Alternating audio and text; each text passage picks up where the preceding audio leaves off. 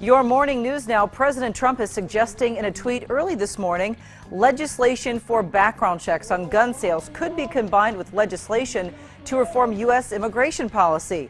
That tweet just within the past hour is in response to two mass shootings over the weekend. In all, 29 people were killed in Ohio and Texas.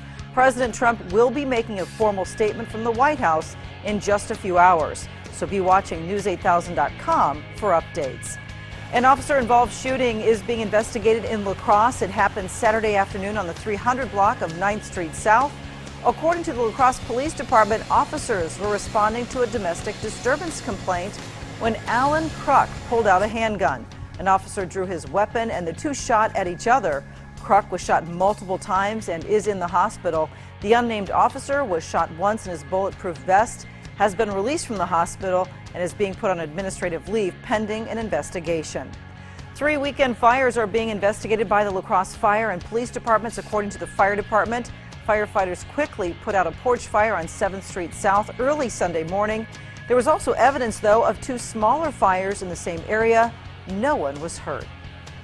And today is an alert day. Storm Prediction Center has most of our area in a severe risk level 3, meaning numerous strong to severe storms are possible. Local timing from about 1 to 8 p.m. with the main threat being strong winds. Also some large hail, brief heavy downpours possible as well. So stay extra weather aware between 1 and 8 p.m. And teams from FEMA are expected to once again be touring storm damage around Wisconsin soon. Governor Tony Evers is asking FEMA to assess damage from severe weather last month in 17 counties, including Monroe, La Crosse, and Vernon. The request from the governor is the first step toward potentially getting the federal government to help cover storm-related costs to local governments. And happening today on Interstate 90 in our area, a major repaving project begins. Crews will be working on both sides of the interstate in Dakota. For drivers, this means you should expect single-lane closures, lane changes, and short-term ramp closures for a while.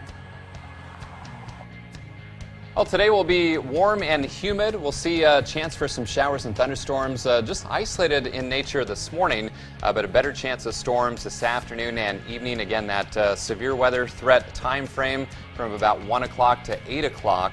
And the main batch of storms I'm keeping a close eye on up near Fargo and into northern Minnesota as those dive south and east towards the region.